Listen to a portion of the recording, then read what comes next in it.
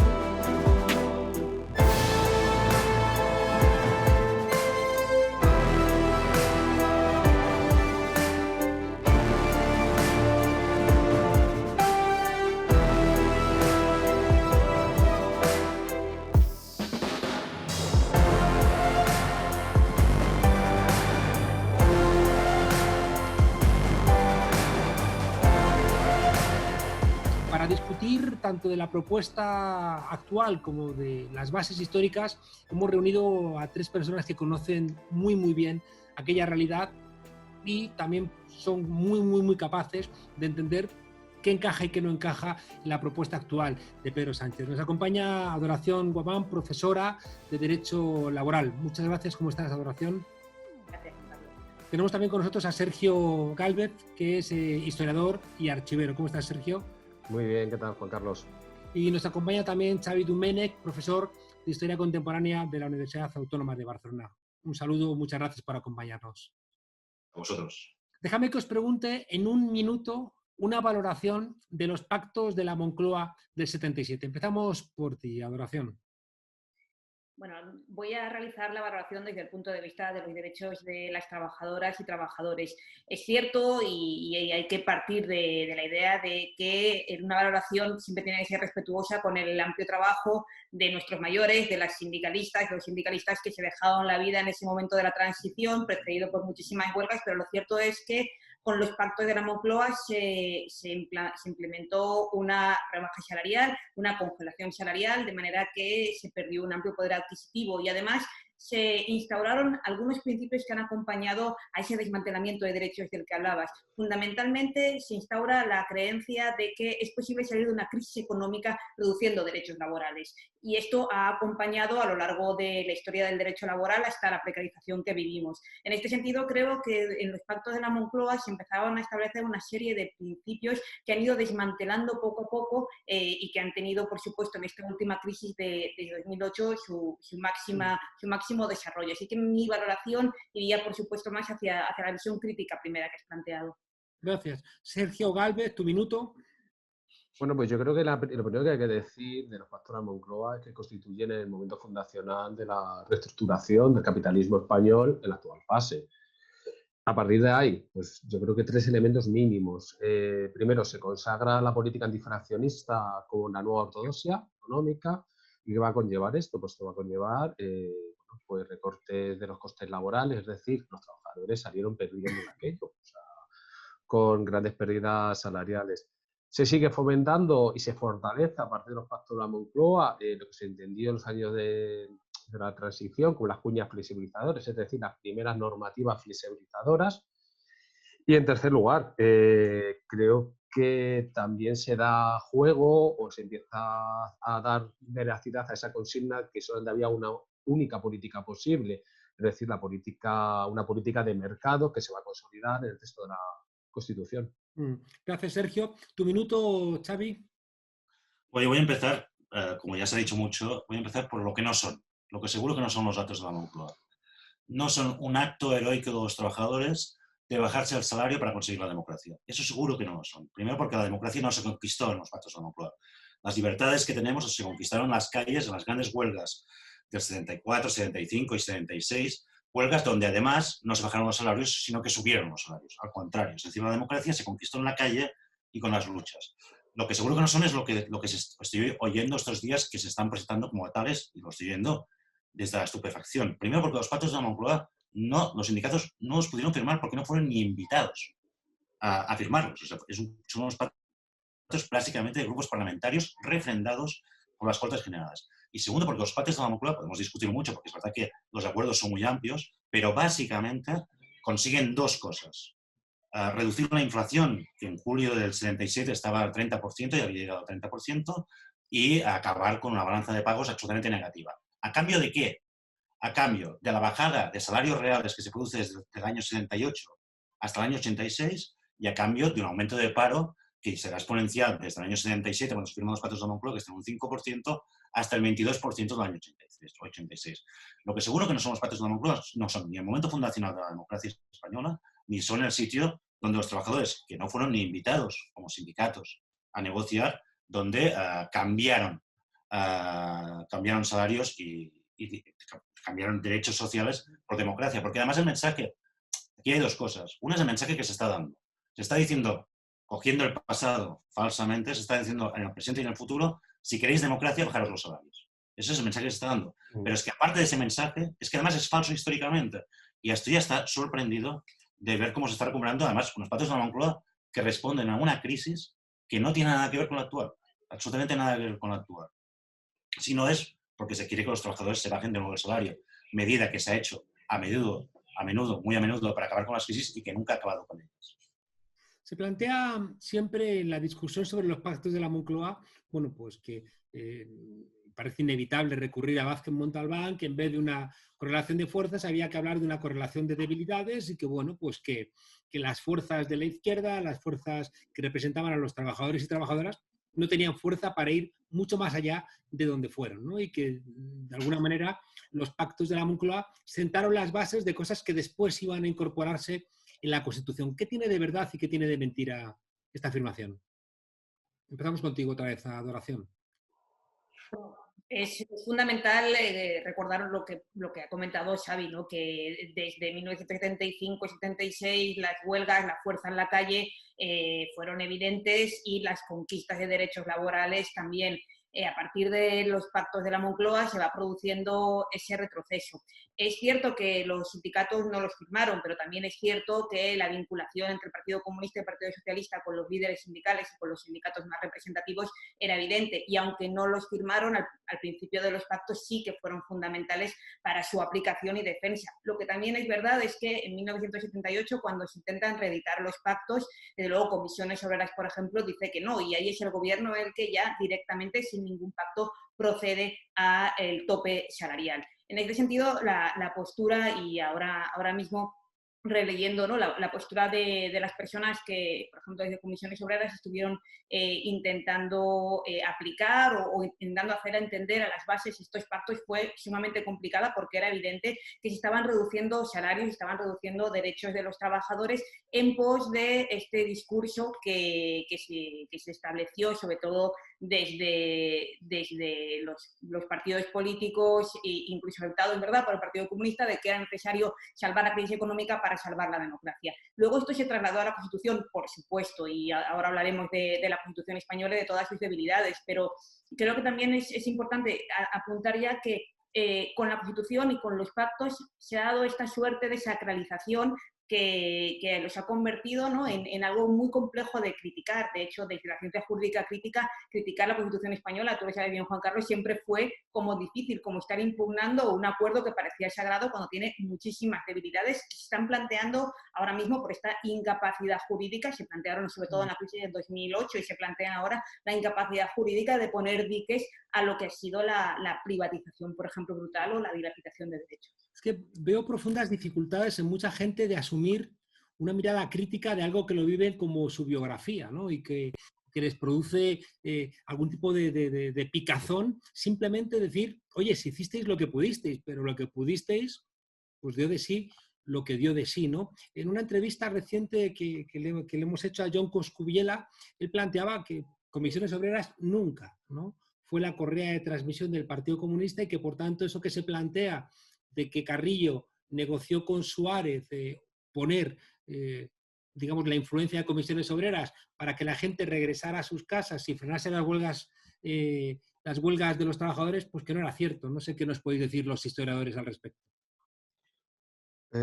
Bueno, yo leí esta mañana un artículo de opinión en La Vanguardia, ¿no?, que venía a contar al final que los pactos de la Moncloa eran un acto heroico, y cito literalmente, un acto heroico de los trabajadores.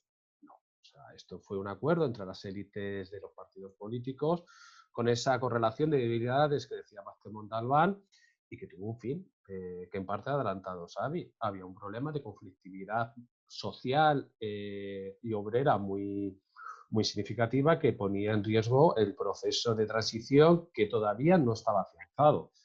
O sea, hay que recordar que los pactos de la Moncloa llegan 10 días después de aprobarse la ley de amnistía, que es un punto a tener muy en cuenta. Es decir, se empieza a sentar o a cerrar la transición, y con ese objetivo, ¿no?, de comprar o de intentar conseguir esa paz laboral y social. Las posiciones de los sindicatos fueron muy críticas.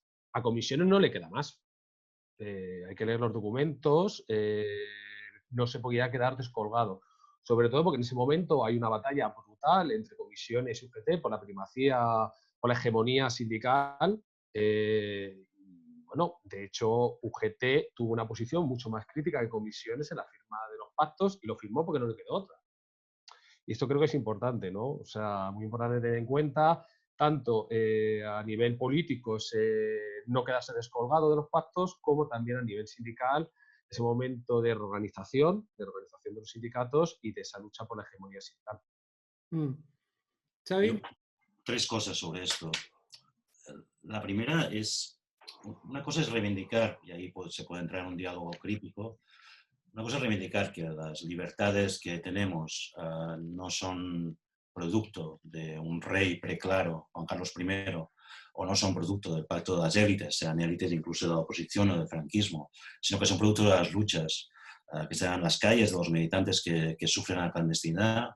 Otra cosa incluso es, y se puede entrar en diálogo crítico, reivindicar la propia herencia de la Constitución del 78 en su legado social o democrático, que se puede entrar en diálogo. Y la otra, yo diría, son los pactos de la Moncloa. Yo no he oído jamás, hasta ahora, por eso me sorprende y por eso decía la estupefacción, reivindicar con orgullo los pactos de la Moncloa. Como muchos se justificaban, y se justificaban diciendo lo siguiente: es verdad que la parte, digamos, social de los pactos no se aplicó porque no había una comisión de seguimiento, y como no hubo una comisión de seguimiento, no se cumplieron los pactos. Pero eso no era reivindicarlos, era sencillamente intentar explicar por qué se había firmado algo que después no fue positivo. Por eso yo creo que lo que estamos viviendo ahora, yo no creo que sea directamente un tema con la memoria de la transición, sino que es un intento de construir una imagen del pasado para proyectarlo hacia un presente y futuro que, digo, no se parece, el modelo de crisis no se parece. En los 70 era una crisis inflacionaria, bueno, la crisis del petróleo, que había estancamiento e inflación. Estos años lo que hemos tenido es al contrario. No hemos tenido ningún problema de inflación, a pesar de las obsesiones del Banco Central Europeo y de los ordoliberales. A pesar de todo eso, aquí no ha habido una crisis de inflación. Incluso en algunos momentos hemos entrado en riesgo de ir hacia una crisis de deflación, y en la misma medida lo que estamos viendo ahora no tiene nada que ver con la transición política española. Yo soy historiador y me encanta que el pasado tenga mucho que ver con el presente, pero tampoco, pero sin transfigurar o desfigurar completamente el pasado.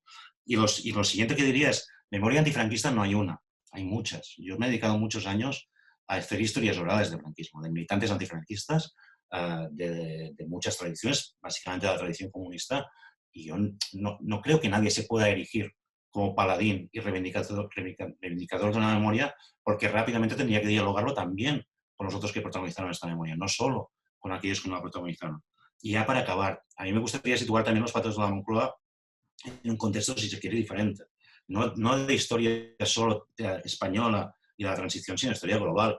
Es decir, lo que se produce en los años 70 es una ruptura del pacto social de la posguerra, el inicio de la ruptura del pacto social de la posguerra que estamos sufriendo todavía hoy. Y ante ello, las izquierdas mayoritarias, y aquí hablo tanto de izquierdas socialdemócratas como eurocomunistas en ese momento, en el caso del PCI, del Partido Comunista Italiano, apuestan por la contención, no por el conflicto, sino por intentar rehacer el pacto social ofreciendo una serie de medidas acordadas. Esto se da no en Italia, que siempre se pone como ejemplo, se da primero en Gran Bretaña, cuando el Partido Laborista vuelve a ganar las elecciones del 74 y se propone un nuevo pacto social, un acuerdo social, que además es el más progresista de los que se dan en Europa, que efectivamente los sindicatos laboristas asumirán y que acabará mal porque el gobierno no cumplirá la parte social de ese pacto y se acabará con el invierno de descontento y la derrota laborista del 79. Pero es que en Italia hay todo el debate de la austeridad y del compromiso histórico del Partido Comunista Italiano, que pretende también hacer un pacto, un gran acuerdo social, que hay unos acuerdos parlamentarios en julio de 67, si no recuerdo mal, que es el acuerdo programático, que también va en el mismo sentido. Esto acabará en Italia, en las elecciones de 1979, con la pérdida de 1,5 millones de votos por parte del Partido Comunista Italiano, y acabará en Gran Bretaña con la derrota del Partido Laborista. Lo digo porque además se explica todo esto como un modelo exitoso, y en realidad fue un gran fracaso. O sea, ahora ya no entro a valorar por qué lo hicieron, si tenía sentido o no tenía sentido, que seguro que tenía sentido. Pero reivindicar toda esta parte como un modelo para las izquierdas actuales me parece sorprendente. O sea, una cosa es que, evidentemente, por lo que atañe a mí, reivindicar el legado del antifranquismo plural, de ese antifranquismo al que yo le debo mis libertades, por pocas y maltrechas que sean, pero eso no significa coger y pensar que la gran conquista del proletariado, es decir, que las masas obreras lo que estaban pidiendo en 1977 eran los pactos de la Moncloa. Claro. Porque eso no es verdad. Ocurren aquí dos cosas. Tengo la sensación de que el que quiere ser hoy un poquito más de derechas en el presente tiene que reconstruir la razón de ser de un poquito más de derechas del pasado, ¿no? Y entonces... Es que estoy de acuerdo porque hay una cosa que me sorprende. En 2008 se justificaba que se tenían que recortar salarios apelando a argumentos neoliberales y ahora apelan a argumentos de la izquierda, pero al final el resultado es el mismo. Yo creo que lo que tenemos que cambiar son las medidas y el resultado. No hace falta apelar a legitimidades diferentes para hacer lo mismo. Perdona, ¿eh?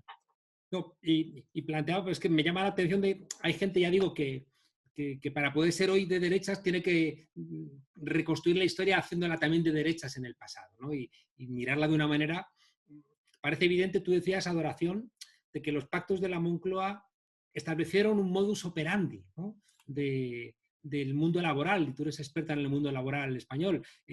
¿Podemos explicar esas diferencias que hay en el mundo laboral en España con el resto de Europa?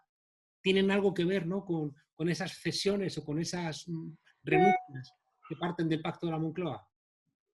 Bueno, un poco por donde lo que decía Xavi, ¿no? En el momento en el que aquí se construye el Estado social, en el momento en el que aquí, tras los pactos de la Moncloa, se avanza hacia la negociación de la Constitución y se califica a España como un Estado social, en realidad lo que estamos viendo son los estertores del modelo social que empieza a cuestionarse en el resto de Europa y que aquí lo recogemos en un momento de caída. Y ese momento de caída se refleja en una Constitución que tiene una parte social muy débil, a pesar de que, bueno, se nos ha dicho en muchísimas ocasiones que la Constitución española tiene una parte social relevante. En realidad, lo que está claro es que los derechos fuertes sociales están en la parte de principios y que hay artículos maravillosos que otro día citaba el vicepresidente y nadie se creía que estaban realmente en nuestra Constitución, 129, etcétera, que han perdido totalmente peso.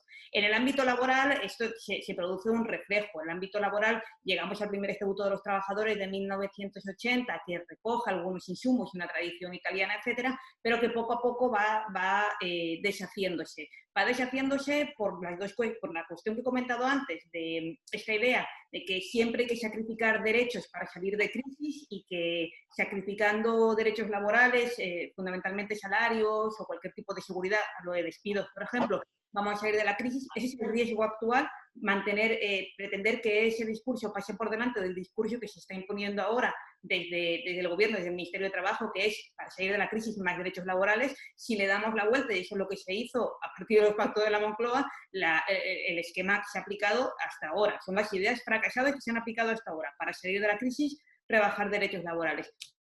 Pero además hay otra cuestión que es esta necesidad de criticar una suerte de rémora franquista en el derecho del trabajo. Y esto es otra idea falsa que se viene diciendo, y es yo lo he leído hasta en manuales de derecho del trabajo, que el derecho del trabajo franquista era rígido y protector. Nada más lejos de la realidad. Luego era protector para los empresarios, no para los trabajadores. Ese argumento, Dori, yo se lo he escuchado a Carlos Solchaga, se lo he escuchado a Borrell cuando eran ministros del Partido Socialista, ¿no? Claro, es la cantinela que se utiliza para desmantelar derechos. Entonces, si por un lado tú crees que desmantelando derechos a través del BOE creas empleo y por otro lado justifica este desmantelamiento de derechos porque en el franquismo o en remora franquista estaban protegiendo demasiado a los trabajadores, lo que tenemos es un mercado laboral que ha estado sufriendo desde el año 84 hasta la actualidad una serie de golpes, y el golpe es la reforma del 2012, con la que se crea el escenario en el que estamos. Y este es uno de los problemas. Si realmente se está pretendiendo una nueva reedición de unos pactos sobre una base jurídica como la actual, que es plenamente pro-empresario, porque no les ha dado tiempo todavía a esta modificación laboral. Entonces, yo creo que detrás de esta propuesta pueden esconderse, ¿no?, varias ideas, reeditar unos acuerdos que no sean sociales como los que están basando este gobierno, reeditar unas políticas que no sean sociales como la que está haciendo el Ministerio de Trabajo en estos momentos, y a mí me parece lo más preocupante de la situación. Sergio, tú escribiste un libro sobre la huelga general del 88, ¿no? Claro, te preguntaría, os pregunto, de hecho a los tres, el papel de los partidos políticos de la izquierda, ¿no? Porque es verdad que había una izquierda que estaba contra los pactos de la Moncloa, la extrema izquierda, pero que estaba fragmentada y era realmente parlamentariamente inexistente. Pero ¿por qué el Partido Socialista y el Partido Comunista apoyan los pactos de la Moncloa? Pues esta es una pregunta de tesis, Juan Carlos. Tiene mucha más fácil explicación lo que sucede con el PCD Carrillo, con el Partido Comunista que dirige con mano de hierro Santiago Carrillo. Hay que recordar que el año 77 es bastante movido, empieza con la matanza de Atocha, la legalización, las elecciones, y Carrillo se la juega todo. Se la juega con los pactos de la Moncloa, como una política como el ejemplo de su política eurocomunista, de que hay que hacer hacia un gran pacto de Estado, hacia un gobierno de concentración, ¿no? Un gobierno nacional con todas las fuerzas políticas. Y bueno, y Carrillo va a ir dándose cuenta, esto sí es que es delicado, pero cómo le van a ir, dicho coloquialmente, toreando, ¿no? Porque los esfuerzos y las cesiones que hace el Partido Comunista nunca se van a ver reflejadas, por ejemplo, en avances sociales. Se ha comentado ya que en la Comisión de Seguimiento de los Pactos de la Moncloa nunca se convocó. Es decir, se asumen los costes, pero no los beneficios. En el caso del Partido Socialista, que es muy interesante, ¿no?, que fue muy crítico inicialmente con los inicios de la negociación, al final terminó aceptándolo por una cuestión de estrategia política, porque ya estaba encabezando la oposición y no voy a dejar a la UCD, a Adolfo Suárez, quedarse con el éxito, ¿no?, con el posible éxito. Y eso explica muy bien diferentes estrategias políticas de parte de la izquierda, diferentes estrategias, pero que van a converger en el sentido de que no se pueden quedar fuera de ese pacto, de esa fotografía tan buscada. ¿Xavi? Sí, no, yo creo, a ver, Santiago Carrillo tenía una estrategia cuando sabe de las elecciones de junio del 77 que no dan el resultado que él esperaba. Hay muy buenos resultados en sitios, en Cataluña hay buenos resultados, en Madrid también, pero hay muchos sitios que es decir, que había sido el partido del antifranquismo. No ve reflejado eso en una transmutación electoral. De hecho, no es el partido evidentemente mayoritario de la izquierda, sino que será el PSOE. Y entonces aquí Carrillo arma, copiando en eso en parte la estrategia del Partido Comunista Italiano, pero en una situación muy diferente, porque el Partido Comunista Italiano sí que era mayoritario de la izquierda en Italia, arma la idea de un gobierno de concentración nacional. Es decir, que ante una situación de crisis económica y de posible crisis política, lo que hace falta es aunar a todas las fuerzas políticas un gobierno de concentración nacional. Que eso yo creo que va a sonar ahora. Creo que va a sonar más eso que los pactos de la Moncloa. Y es más, creo que ese gobierno de concentración nacional va a ser un gobierno que irá hacia la derecha, necesariamente. Lo digo por ir apuntando cosas que pueden ir saliendo como imágenes del pasado o espectros del pasado. Bien, para conseguir ese gobierno de concentración nacional, Carrillo está dispuesto a negociar con Suárez y con la UCD para aparecer como un elemento central. Y yo creo que gran parte de Carrillo llega a decir, llega a explicar que los pactos de la Moncloa son camino hacia el socialismo. Yo recuerdo a Josep Fontana, que siempre explicaba esto, que en un mitin de Barcelona, bueno, él dejó el carnet del Sucre en ese momento. En el momento que Carrillo explicaba que los pactos de la Moncloa eran el camino hacia el socialismo. Pero yo creo que él estaba pensando en la idea primero de hacerle un poco la pinza al PSOE, porque el PSOE, contrariamente a lo que me interesaba en ese momento, era que el gobierno tuviera sus propias responsabilidades de gobierno. El PSOE también, evidentemente, firmó los pactos de la Moncloa, y por otro, a ver si con estas podía llegar a entrar en un gobierno de concentración nacional. El resultado no fue ese, eso es evidente. Pero yo creo que Santiago Carrillo, yo no entro a valorar ahora la estrategia política de Santiago Carrillo. Lo sorprendente es que algo que pocos años después prácticamente solo reivindicaba Santiago Carrillo, ahora se puede reivindicar eso. O sea, a mí eso me sorprende. Y después hay otro elemento, porque podemos entrar en el debate pero unos pactos de la Moncloa, ¿para qué? Porque al final lo fundamental de la pregunta ya no es la forma, es el contenido. Es decir, aquí se está hablando yo leo artículos sobre los pactos de la Moncloa sin explicar en ningún momento para qué se quieren, es decir, para hacer qué. Y en la medida que los pactos de la Moncloa fueron lo que fueron, evidentemente, la moderación salarial y, por tanto, un recorte del poder adquisitivo, tiendo a pensar que es para esto. Cuando precisamente, si la crisis actual que tenemos ahora, yo creo que lo que necesita es inversión pública. Yo, de hecho, no estoy... Aquí se han propuesto varias imágenes. Una son los pactos de la Moncloa, que es lo que me ha sorprendido más. Hay otras imágenes en juego. La otra es el Plan Marshall, ¿no? Yo tampoco estoy de acuerdo con la idea del Plan Marshall. Primero, porque podríamos discutir históricamente la efectividad del Plan Marshall y sus derivadas políticas también. Pero aparte de eso es que el Plan Marshall es una gran inversión, pero no toca la estructura fundamental de la distribución de la propiedad y de la fiscalidad. Y por eso, apostar por apostar, si tengo que apostar por algo, y no entiendo cómo se apuesta ahora por esto, apostaría por el nuevo pacto, el New Deal. Y además ahora, el New Green Deal. Es decir, ahora, en estos momentos, los pactos, y repito, es que me sale mal porque soy historiador y soy especialista en la transición. Además, o sea, yo encantado de hablar de los pactos de la Moncloa, pero no entiendo exactamente qué pintan ahora mismo los pactos de la Moncloa. Que se hartaron de dar conferencias sobre la transición, ¿no? Encontraron el gran... Exacto. Entonces, no sé. Sí, hay un elemento también aquí, fijaos, que estáis planteando. Cuando el golpe del 23 de febrero, la idea también que funcionaba era un gobierno de concentración nacional, ¿no? Es decir, que de alguna manera siempre, ¿no? Que algunos piensan que la izquierda va más allá de lo que debe ir, en términos de Huntington, que decía que los movimientos sociales nunca tienen que desbordar el marco institucional existente. Y en aquel momento, ¿no? En el año 77, con mucha presión popular, bueno, pues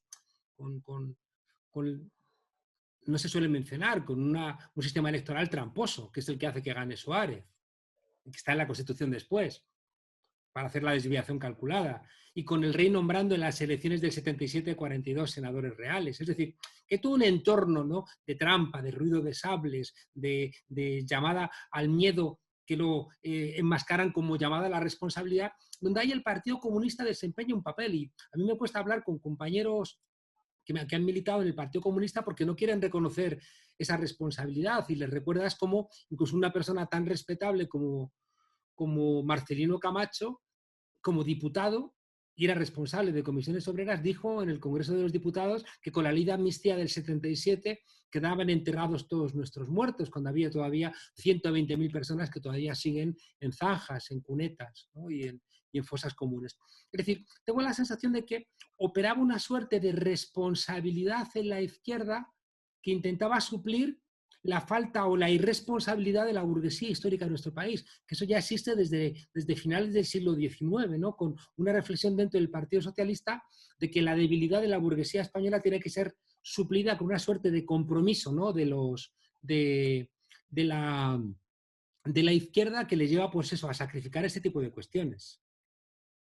Fíjate, Juan Carlos, ahí, por ejemplo, el PSOE, cuando está preparando toda su llegada en el año 82 en un documento de estrategia, habla que la revolución burguesa está pendiente, ¿no? Y que ellos se sacrifican en pos de la modernización del país, es decir, de la salida liberal por la que se sacrifican su misión histórica por el socialismo por ser ese actor de compromiso histórico que va a hacer la revolución burguesa pendiente. Vamos, que es una justificación ideológica, pero que conecta con lo que estabas diciendo. Deberemos pasar a una unidad, sin duda alguna, mucho más fuerte y más compacta. Deberemos pasar del ¿qué pueden hacer los demás por mí? Al ¿qué puedo hacer yo por los demás? Todos los partidos políticos, con independencia de su ideología, vamos a trabajar en unos pactos de la Moncloa, en unos nuevos pactos de la Moncloa para relanzar y reconstruir nuestra economía. Vamos a hablar con todos los agentes sociales, vamos a hablar también con todas las fuerzas políticas para avanzar. El gobierno puede pedir sacrificios a algunos particulares para que el interés general del país, para que el interés general de la patria funcione. Y ojalá todas las fuerzas políticas estemos con la Constitución. Insisto, la Constitución, si se saca, no es para enseñarla, es para aplicarla. Vamos a dar un salto, porque nos quedan apenas 10 minutos de esta reunión. Quería preguntaros, claro, en la situación actual habéis planteado que, claro, la crisis no tiene nada que ver con la crisis de alguna manera desatasca, ¿no? la guerra del Yom Kippur y la subida de los precios del petróleo, pero que ya venía arrastrando problemas de productividad, ¿no? Y la competencia entre la Comunidad Económica Europea, Japón y los Estados Unidos.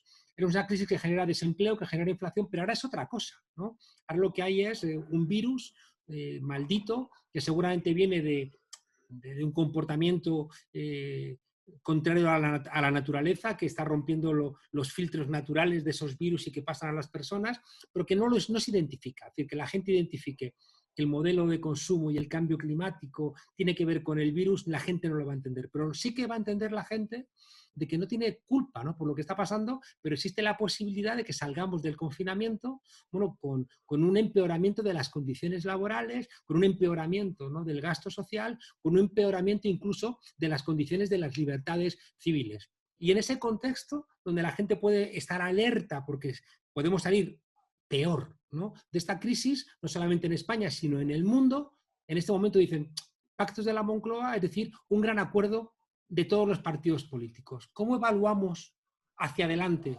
esta propuesta, Doria, Adoración? La pregunta fundamental, la apuntaba antes Xavi, es ¿para qué? Si se está planteando una salida social, porque solamente podemos dar una salida social, porque realmente los escenarios son distintos, pero lo que ya está manifestando nuestro mercado laboral es un desborde de personas que han perdido su empleo, a pesar de la producción de los despidos. Muchas personas que han perdido su empleo, que no han superado el periodo de prueba, que se les acabó el contrato temporal. Entonces la seguridad social está perdiendo cotizantes, las empresas van a tener muchísimas dificultades para retomar la actividad y la situación va a ser muy complicada en términos sociales. ¿Hay salidas para esto? Yo creo que la única en la que se está planteando es una salida social y medidas que hace unos meses parecían impensables, ahora están sobre el tablero. La renta básica, por ejemplo, que es la medida que yo creo que debería de aplicarse más todas las laborales. Y si estamos hablando de un gobierno de concentración o de una gran coalición o de reeditar un consenso para conseguir esto, lo firmaba ya. Pero ¿realmente es esto lo que se está buscando? ¿Realmente creemos que lo que ha defendido Inés Arrimadas, ¿no?, que quiere, Inés Arrimadas se ha manifestado perfectamente de acuerdo con esta idea de los pactos de la Moncloa, que no tiene nada que ver con la idea que, en el sentido que ella dice que sí, pero que hay detrás de esta voluntad. Y las ideas que ha defendido Ciudadanos en su programa electoral no tienen nada que ver con esta voluntad de salida social a la crisis. Hay un artículo interesante de Javier Pérez Royo hoy que manifiesta su idea de lo que se quiere, de lo que hay detrás de esta voluntad de pactos, que es directamente torpedear el gobierno de coalición y ese programa que fundamenta el gobierno de coalición, que es un programa social. Si es esto lo que se quiere, si es girar y soltar lastre social, soltar lastre de progreso y de cuidado para ir hacia otro lado, bueno, esto es una catástrofe social en unas semanas. Entonces creo que hay que tener mucho cuidado con esta apertura, a llamar a otros partidos a arrimar el hombro en un sentido distinto al que se está siguiendo. Sergio. Yo creo que estamos ante una campaña, ¿no? Creo que los pactos de la Moncloa es una maniobra de distracción.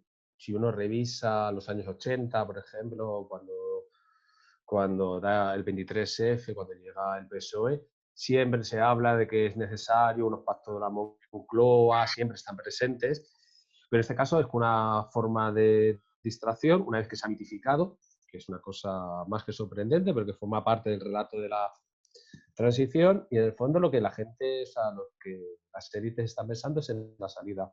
Y la salida tiene hay dos posibles salidas. Volver a un revival del año 2008, que sería desastroso para la clase trabajadora, o una salida social. Y creo que esa salida social no necesita de pactos, necesita de pensar o de empezar a redefinir un posible contrato social, ¿no? Que aborde sobre todo la cuestión social, lo que están diciendo Adoración o Xavi. Es decir, tenemos que salirnos de esta estrategia que nos están marcando previamente con esta perspectiva a la salida, ¿no? de la crisis, que esperemos que sea lo antes posible. ¿Xavi?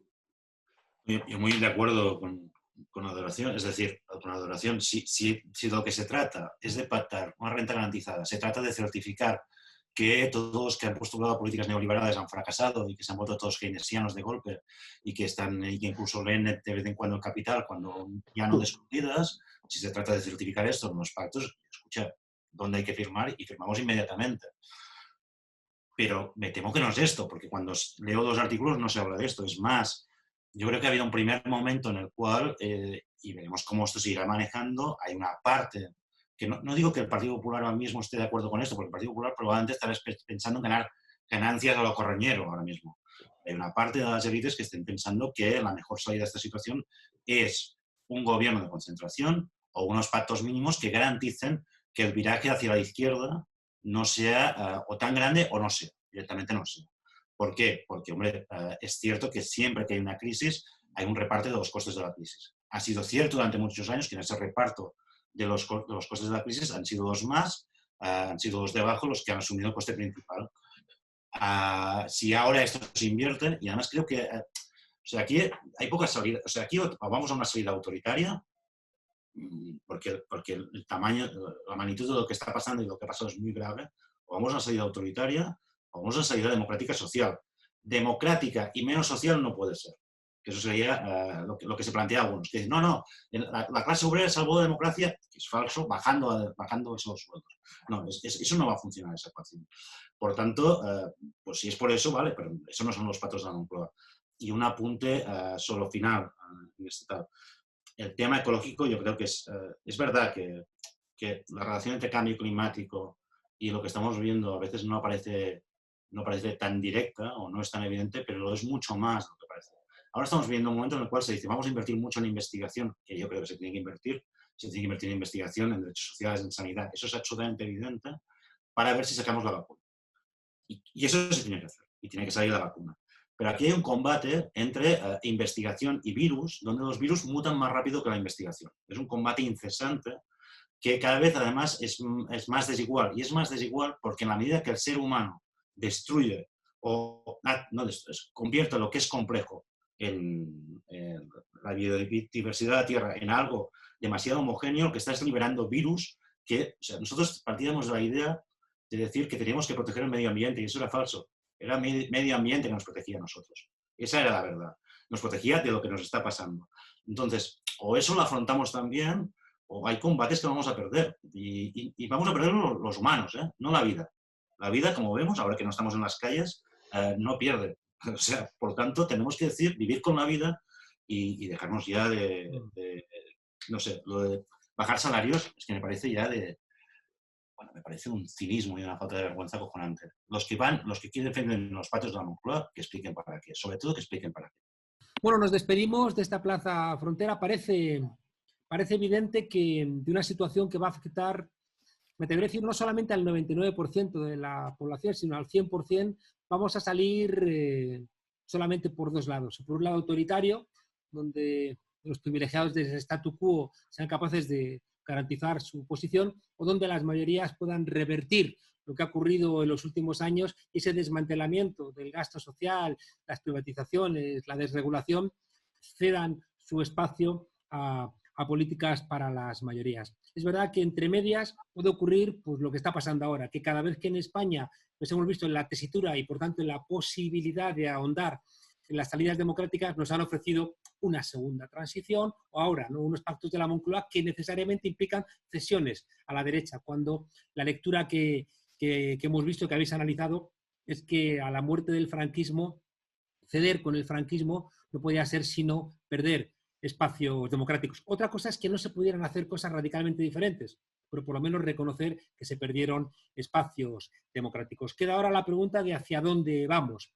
Si la lectura del pasado nos orienta, ¿no?, hacia dónde podemos ir. Y os pido que en un minuto nos hagáis vuestra lectura de después de este confinamiento, después de lo que estamos viendo del comportamiento de la derecha y de la extrema derecha, después de esta presión brutal a través de los medios de comunicación que quieren construir un mundo virtual alternativo, ¿no?, a lo que realmente está ocurriendo. Bueno, ¿cuál es vuestra lectura de hacia dónde podemos ir y cómo podemos ir? Empezamos contigo, Sergio. Bueno, creo que hay una obviedad. Hay que estar muy atentos a esa mitificación, a esa propaganda en torno a los pactos de la Moncloa. Los pactos respondieron a un momento histórico muy concreto. El escenario hoy, el escenario actual, es totalmente diferente y además inédito, ¿no?, con el gobierno de coalición entre PSOE y Unidas Podemos. Hombre, no es que sea, con un gran nivel de optimismo, pues sí tenemos posibilidades de avanzar, e insisto, no a un nuevo pacto, no a ese tipo de pacto Moncloa de la transición, porque el modelo de la transición se ha muerto ya, sino que tenemos que empezar a pensar en la posibilidad de reconstruir, reconfigurar un contrato social. Y para eso va a ser necesario entender y empezar a formular política de alianza con el mundo sindical, con el movimiento feminista, con el movimiento ecológico, a tejer mayorías políticas, mayorías sociales que nos permitan tener muy claro, antes de que se empezara a tener muy claro que a la salida va a venir una reacción, una ola reaccionaria, y tenemos que tener los argumentos, tenemos que estar armados y tener una estrategia clara para que no nos veamos en el dilema del año 2008, o reacción o como decía, apostar por un nuevo contrato social. Gracias, Sergio Gálvez, historiador y archivero. Adoración Guamán, tu minuto. Y si hay una cosa clara es que en esta situación se está permitiendo que seamos conscientes todas y todos de la fragilidad de la vida, de la fragilidad del sistema, de la precariedad entendida en el sentido de inseguridad de lo que va a pasar mañana. Y esto se está provocando, se está extendiendo entre ricos y pobres. Es decir, el virus, aunque clasista, en realidad acaba afectando a ricos y a pobres, y todas y todos estamos confiando y siendo conscientes de la necesidad de un Estado fuerte, de la necesidad de lo público, de un Estado de los cuidados. Para construir ese Estado de los cuidados y permitir, ¿no?, salir de esta crisis cuidando el bienestar de las mayorías sociales, necesitamos un compromiso histórico, pero no un pacto de élites. No se trata de que los partidos políticos lleguen a un acuerdo para reeditar un supuesto nuevo compromiso. En realidad, lo que necesitamos es que desde debajo de los movimientos sociales y de los colectivos que se han mencionado se apueste por la reconstrucción de un modelo basado en cuidados y en el bienestar de la gente. Un modelo que tenga en cuenta las cuestiones climáticas, que tenga en cuenta el ambiente y que tenga en cuenta que es necesario poner los cuidados en el centro. Llevamos ya mucho tiempo diciendo que el neoliberalismo estaba demostrándose incompatible con la democracia, y ahora está muy claro que el neoliberalismo es incompatible con la vida. Y en estos momentos solamente podemos apostar por un acuerdo hacia un nuevo modelo, pero no solamente en el ámbito autonómico estatal, sino también en el ámbito de la Unión Europea. Con una Unión Europea como esta, con una Unión Europea que está apostando por rescatar todavía a los bancos frente a las personas, con una Unión Europea que no tiene claro cómo reaccionar en estos momentos, desde luego no vamos a poder dar esa salida social. Así que es el momento para repensarlo todo y, por ejemplo, creo que es importantísimo tener clarísima la necesidad de una renta básica universal. Muchísimas gracias, Adoración Guamán, profesora de Derecho del Trabajo en la Universidad de Alicante. Valencia. De Valencia, en el campus de Alicante, ¿no? No. Tampoco. También de Valencia. Bien. Xavi Domènech. Yo 4 cosas solo. Primera, nada será como antes. Lo que está viviendo cada una de las personas, cada una de las familias, cada una de los amigos y amigas que están viviendo en el confinamiento, lo que estamos viviendo va a cambiar completamente las percepciones, y vamos a ver hacia dónde cambian esas percepciones. Por tanto, en lo micro seguro que nada será como antes, pero nada será como antes porque la globalización, ese sueño de una sociedad globalizada donde seríamos plenamente cosmopolitas, donde se realizarían casi todas la sofisticación, la globalización ha tomado una faz muy amenazadora, absolutamente amenazadora, porque además, ante todos los discursos de que la soberanía se había terminado, de que los estados ya no tenían ningún papel, todos esos discursos se han ido directamente a la hoguera de las vanidades, directamente, porque lo que ha sucedido ha sido muy evidente. La misma Unión Europea está en juego. En Italia, en la última encuesta, un 86% de los italianos, italianas, ya no confiaban en la Unión Europea. Eso era mucho más alto que la gente que había votado el Brexit en Gran Bretaña. La Unión Europea tiene que dejar de pensar que el problema es la gente que gobierna y empezar a pensar que el problema es ella misma y su necesidad de transformación. Y eso lo tengo clarísimo. Pero a la vez, y aquí, bajando más aquí, sobre el tema de la transición, yo creo que todo esto que está pasando no lo contiene el relato de la transición. Por tanto, yo creo que ya es hora de liberar a la propia transición de su relato, porque en la transición hay muchas cosas que aprender, pero su relato al final lo acaba enterrando una experiencia histórica maravillosa que debemos recuperar, pero eso es la experiencia, no el relato. Sobre el gobierno, yo creo que el gobierno puede obsesionarse con lo que tiene que hacer el PP o el Partido Popular, Vox o Ciudadanos, pero va a perder el tiempo directamente. Este gobierno está encima de una de las olas más impresionantes en términos políticos que se ha habido en la historia de este país. Y en las olas lo mejor es ir hacia adelante, no pararse porque te hundes directamente. Y ir hacia adelante ahora mismo son medidas sociales, son medidas cada vez más atrevidas, menos acomplejadas, que tampoco se contienen, evidentemente, en ninguna metáfora del Pacto de los Moncloa. Y más allá del gobierno, yo creo que debemos ir más allá todos y todas, por lo siguiente, sencillamente. En estos momentos la inversión pública del PIB que ha hecho el gobierno es de 1,4-1,7% en relación al PIB. La inversión total que se hizo para salvar a los bancos en 2008 es en torno a un 4,86% del PIB. Lo que hizo Roosevelt después de la crisis del crack de 29 en Estados Unidos es el 6% del PIB. Y yo diría, debemos acercarnos a Roosevelt, superar a los bancos y acercarnos a Roosevelt para ir a ese nuevo pacto social. Pero creo que incluso debemos ir más allá. Y por tanto, el gobierno que gobierne, que no pare y que vaya adelante, no vaya atrás, de verdad. Y la sociedad que empiece a trabajar con nuevos modelos que vayan mucho más allá incluso de una New Deal o de una Green New Deal. Es decir, ¿cuántos años llevamos constatando que este sistema socioeconómico es un fracaso? ¿Cuántas crisis más harán falta para que afrontemos la profundidad del problema? Y el problema es un sistema que es agresivo con la naturaleza y la naturaleza no queda inerme. Es un sistema que es agresivo con las gentes, un sistema que es agresivo con los cuidados. Vamos a cambiar de una vez de sistema. Ya está. Muchísimas gracias, Xavi Tumenes, profesor de Historia de la Universidad Autónoma de Barcelona. Ahora sí lo he dicho bien. Muchísimas gracias. Gracias por estar los tres en esta Plaza Frontera. Gracias a vosotros por escucharnos.